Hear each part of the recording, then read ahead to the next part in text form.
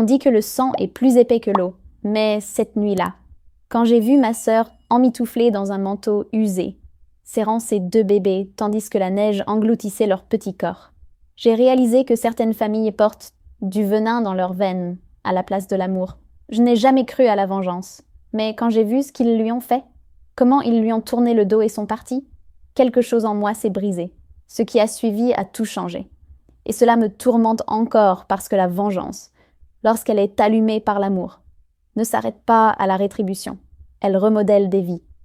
Je m'appelle Lucas Miller, un entrepreneur indépendant de 33 ans, vivant à Columbus, Ohio. Ma sœur cadette, Rachel, a toujours eu un cœur tendre, aimable à l'excès, infiniment patiente, farouchement loyale. Elle a 4 ans de moins que moi. Et bien qu'elle ait toujours été indépendante, elle m'admirait plus que je ne le réalisais. Elle s'est mariée à 21 ans avec un homme qui semblait, en surface, l'incarnation du rêve américain.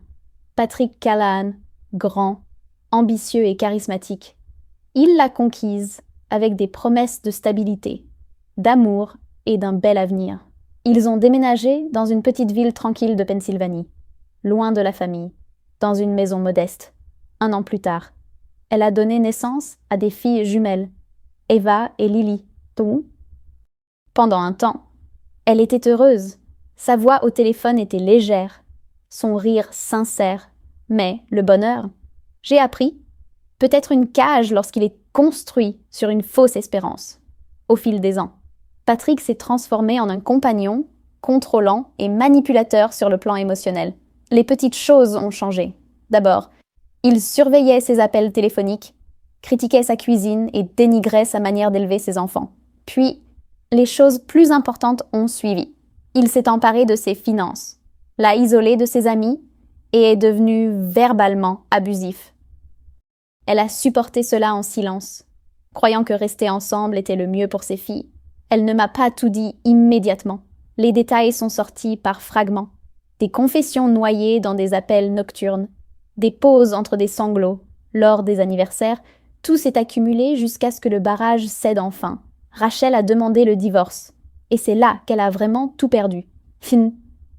Nos parents, Barbara et Harold Miller, étaient traditionnels, conservateurs et, par-dessus tout, obsédés par les apparences. Mon père, un homme d'affaires qui s'est fait lui-même, a bâti son empire avec une précision impitoyable. Ma mère, autrefois enseignante, était la reine de l'image publique. Ils valorisaient la position sociale plus que la décence humaine. Pour eux, le divorce était la trahison ultime des valeurs familiales. Quand Rachel leur a dit qu'elle allait quitter Patrick, elle s'attendait à un refuge. Au lieu de cela, elle a été rejetée. Ils l'ont traitée d'égoïste, de honte, de pécheresse. Notre mère a pleuré dramatiquement devant la congrégation de l'église. Notre père n'a même pas assisté à l'anniversaire d'Eva et Lily cette année-là. Ils ont dit à Rachel de ne plus rentrer à la maison, qu'elle n'était plus la bienvenue. Et pourtant, désespérée et sans nulle part où aller, elle est rentrée chez elle, espérant que l'amour d'un père l'emporterait sur le jugement. Elle se trompait.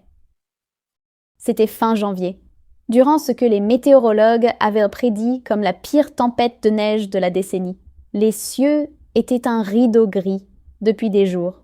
Je terminais un travail de rénovation à Toledo, à 3 heures de chez moi et à près de 8 heures de la ville de Rachel. Mon téléphone a sonné pendant que je rangeais les outils. J'ai vu son nom apparaître à l'écran. Sa voix s'est brisée dès que j'ai décroché.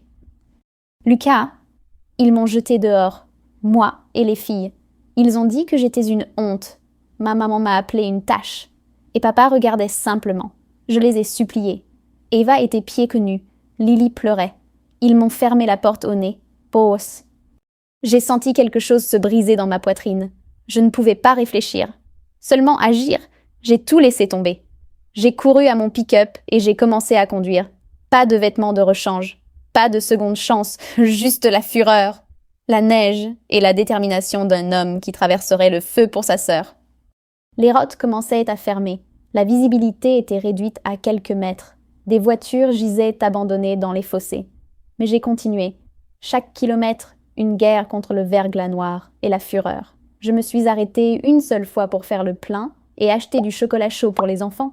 Si je les trouvais vivants. Le vent hurlait comme une bête. La neige ne tombait pas. Elle attaquait. Mes essuie-glaces pouvaient à peine suivre le rythme.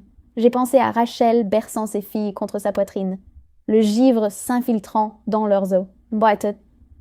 8 heures plus tard, je les ai trouvées à l'extérieur de l'arrêt de bus délabré d'une station-service fermée depuis des années. Rachel était recroquevillée, son manteau couvrant à peine les filles. Son visage était pâle, ses yeux vitreux. Les doigts d'Eva étaient inviolés. Lily était inerte. Je les ai enveloppées dans toutes les couvertures et vestes que j'avais. Je les ai chargées dans le pick-up et j'ai mis le chauffage au maximum. Rachel a murmuré « J'ai cru que nous n'y arriverions pas. Vous êtes en sécurité maintenant. » Lui ai-je dit « Autant à moi qu'à elle. Nous sommes arrivés à un petit hôpital 2 villages plus loin. » Otaï. Les infirmières ont agi rapidement. Les filles ont été traitées pour une exposition sévère au froid. Rachel souffrait d'hypothermie débutante et de déshydratation. Le médecin a dit que quelques heures de plus dans le froid auraient pu les tuer, pendant que Rachel dormait dans le lit d'hôpital, sa main serrant protectrice celle d'Eva. Je me suis assis à ses côtés et j'ai observé. Chaque fois que je voyais ses lèvres trembler, ou Lily tousser pendant son sommeil, une nouvelle terreur glaciale tombait dans le four de ma rage. Cette nuit-là, quelque chose en moi a changé. Je n'étais plus seulement son frère, j'étais son vengeur. Je connaissais l'empire de mon père sur le bout des doigts. J'avais travaillé avec lui pendant des années. Je l'avais aidé à ouvrir des concessions, à signer des contrats. J'avais étudié ses pratiques fiscales. Je connaissais les sociétés écrans, les comptes offshore, les classifications erronées d'employés. J'ai donc commencé à enquêter. Cela m'a pris des semaines. Parfois, je restais éveillée toute la nuit, après m'être assurée que Rachel et les filles allaient bien. J'ai trouvé de tout. Des copies de factures falsifiées, des transactions sous la table, des transactions immobilières effectuées via des LLC frauduleuses. J'ai suivi des signatures, piraté d'anciens fichiers d'email et créé une voûte numérique de chaque péché qu'Harold Miller avait enterré sous son empire. 3 semaines plus tard, je me suis arrêtée devant la porte d'entrée de la maison dans laquelle nous avons grandi. Il y avait encore de la neige sur l'allée. La maison semblait la même. Mais elle se sentait différente, comme si ces murs avaient absorbé des décennies d'hypocrisie.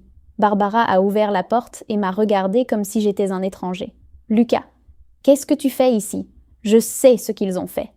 Et je sais ce que papa a caché.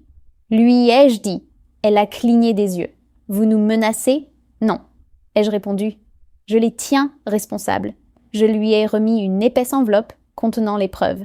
À l'intérieur se trouvait la première couche de la montagne que j'avais rassemblée. « Vous avez 2 options. » Lui ai-je dit. « Excusez Rachel. Établissez un fonds fiduciaire d'1 million de dollars pour les filles et renoncez à l'entreprise. Ou cela ira aux fédéraux, à la presse et à chaque client avec lequel vous avez jamais travaillé. » Elle m'a regardée. Pour une fois, en silence. « Lucas, tu ne le ferais pas. Ils ont laissé leur propre fille mourir dans la neige. » Lui ai-je dit, « Vous ne savez plus de quoi je suis capable. » Ils ne m'ont pas cru. Alors, j'ai continué. J'ai envoyé mes découvertes à l'IRS, au ministère du Travail, à 2 journalistes d'investigation nationaux et à un ancien employé qui avait été injustement licencié. La tempête qui s'est déchaînée était poétique. Enquête, perquisition, compte gelé, poursuite judiciaire. Harold et Barbara ont essayé de contenir les dégâts, mais ils se sont étendus trop loin. Trop vite, l'opinion publique a rapidement changé. Les gros titres criaient « Magnate des affaires locales, pris dans un scandale fédéral ». Rachel a vu les nouvelles avec les larmes aux yeux. Non pas de pitié, mais de soulagement. J'ai utilisé de vieilles relations pour créer une petite entreprise de conseil au nom de Rachel. Au début, elle a hésité. « Je n'ai jamais fait ça », m'a-t-elle dit. « Tu as survécu à plus que ce que la plupart des gens ne pourront jamais. » Lui ai-je dit, « C'est toute l'expérience dont tu as besoin. » Elle a appris vite, a embauché une équipe, a construit un réseau et a finalement lancé une organisation à but non lucratif pour soutenir les femmes qui furent les mariages abusifs, offrant logement, aide juridique et thérapie. C'est devenu sa mission.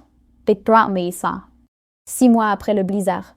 pour le 4e anniversaire d'Eva et Lily. Nous avons organisé une fête dans ma cour arrière. Les guirlandes lumineuses scintillaient à travers la clôture. L'odeur des gâteaux à la vanille flottait dans l'air. Rachel s'est levée pour parler. Cette dernière année, j'ai cru avoir perdu ma famille. Mais ce n'est pas le cas.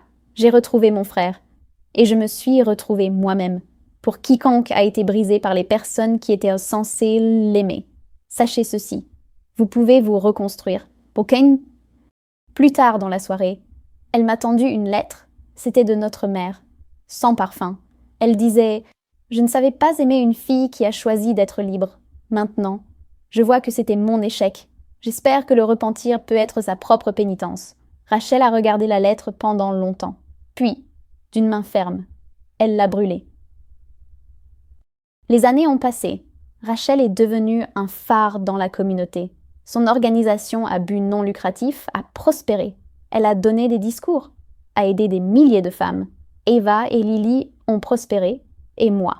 Je les ai vues toutes prospérer avec fierté.